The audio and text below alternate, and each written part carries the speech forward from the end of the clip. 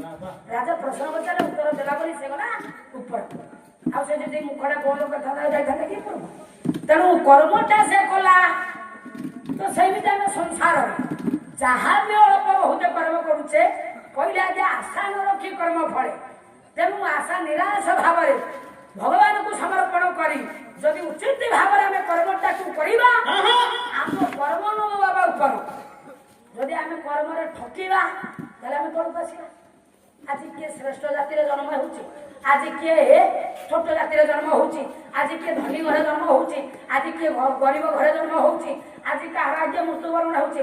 ଏଗୁଡ଼ାକ ସବୁ ଆଜ୍ଞା କରୁଛନ୍ତି କିଏ ନା ଭଗବାନ। ତେଣୁ ଭଗବାନଙ୍କର କାର୍ଯ୍ୟ ଉଚ୍ଚକୁ ନିଚ, ନିଚକୁ ଉଚ୍ଚ, ଧନୀକୁ ଗରିବ, ଗରିବକୁ ଧନୀ, ଏଗୁଡ଼ା ଭଗବାନଙ୍କ ହାତର କାର୍ଯ୍ୟ। ଆମ ହାତରେ କିଛି କାର୍ଯ୍ୟ ନାହିଁ, କେବଳ ଆମ ହାତରେ ଅଛି କର୍ମ। କର୍ମ କରିବ ନାନା ମତେ, କରିବ କର୍ମ ରହାୟତେ,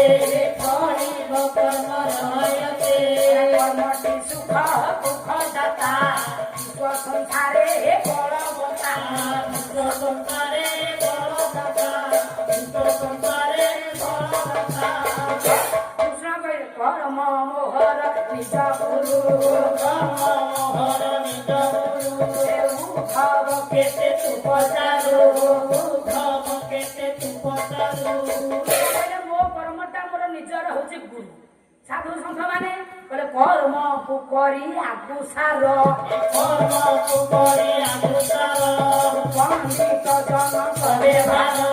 ପଣ୍ଡିତ ଜନ ମାନେ ପ୍ରଥମେ କର୍ମଟାକୁ ସାର କରନ୍ତି, ତାପରେ ଆଉ ଯୋଉ କଥା ଭଗବାନଙ୍କର ନାମ ନେବା ପୂର୍ବରୁ ଆଜ୍ଞା ସାଧୁ ସନ୍ଥ ମହାତ୍ମା ମାନେ ଉଠିବେ, ତାଙ୍କର ନୀତି ନିୟମ ଆଦର୍ଶ ଅନୁସାରେ ରାତି 4 ହେଉ ଆଗେ ଉଠିବେ, ସ୍ନାନ ଶୌଚ ହେବେ, ଭଗବାନଙ୍କୁ ଆଗେ ସମର୍ପଣ। ତ ପ୍ରଥମେ ହଉଛି କର୍ମ। ତେଣୁ ଯିଏ ଯେମିତିଆ କର୍ମ କରିବ ତ ତା ଫଳଟା ଭଗବାନ ଦେବେ। ତେଣୁ ଭଗବାନଙ୍କ ହାତରେ ହଉଛି କର୍ମର ଫଳଟା ନା ନାଇଁ ବାପା? ଇଏ କଥା ହଉଛି ଭଗବାନଙ୍କର କାର୍ଯ୍ୟ। ଆଚ୍ଛା ଭଗବାନ ରୁହନ୍ତି କେଉଁଠି? ମହାଶୂନ୍ୟ ମଧ୍ୟରେ କହିଲେ ଭଗବାନ। ଆମେ ଟିକେ କ୍ଲିଅରରେ ବୁଝିବା ମହାଶୂନ୍ୟଟା କେଉଁଠି। ସନ୍ଥ ଭୀମ ବହି ଗୋଟାଏ ପଦ କହିଛନ୍ତି ମହାଶୂନ୍ୟଟା ଆଜ୍ଞା କେଉଁଠି? କୋଉଠି ବାବା? ଭୀମ ବହି କହିନାହାନ୍ତି?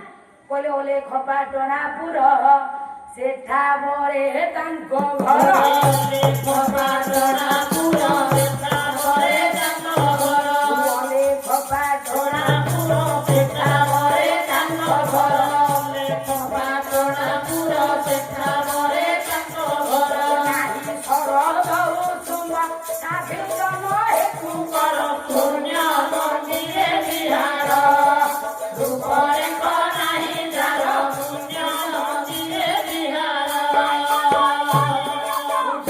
ପାଦ ନାମି ସାଇ ଏକ ପାଦେ ଧର ଧର, ପୁଣ୍ୟ ମନ୍ଦିରେ ବିହାର, ରୂପରେ ନାହିଁ ଯାର, ପୁଣ୍ୟ ମନ୍ଦିରେ ବିହାର। ନିରାମିଷଳିୟଥା ପିଉଥିଲେ ଲାଗେ ମିଠା, ନିରାମିଷଳିୟଥା ପିଉଥିଲେ ଲାଗେ ମିଠା, ନିରାମିଷଳିୟଥା ପିଉଥିଲେ ଲାଗେ ମିଠା, ନିରାମିଷଳିୟଥା ପିଉଥିଲେ ଲାଗେ ମିଠା। ପରେ କଣାମ ସ୍ୱାଦ ଏମନ୍ତ ସେ ସୁଧା ଘର, ଶୂନ୍ୟ ମନ୍ଦିରେ ବିହାର, ରୂପରେ ନାହିଁ ଯାର, ଶୂନ୍ୟ ମନ୍ଦିରେ ବିହାର। ଛଟକ ଚାଲି ଜ୍ଞାନୀ ମରୁଛନ୍ତି ଭାରି, ଜ୍ଞାନୀ ମରୁଛନ୍ତି ଭାରି, ଜ୍ଞାନୀ ମରୁଛନ୍ତି ଭାରି। ଚକ୍ଷୁ ମଟ କରୁ ବେଗ ବିଜୁଳିରୁ ଅତି ଖର, ଶୂନ୍ୟ ମନ୍ଦିରେ ବିହାର, ରୂପରେ ନାହିଁ ଯାର, ଶୂନ୍ୟ ମନ୍ଦିରେ ବିହାର। କର୍ମ ନ ଲାଗଇ ସାଧୁ ସଙ୍ଗ କଲେ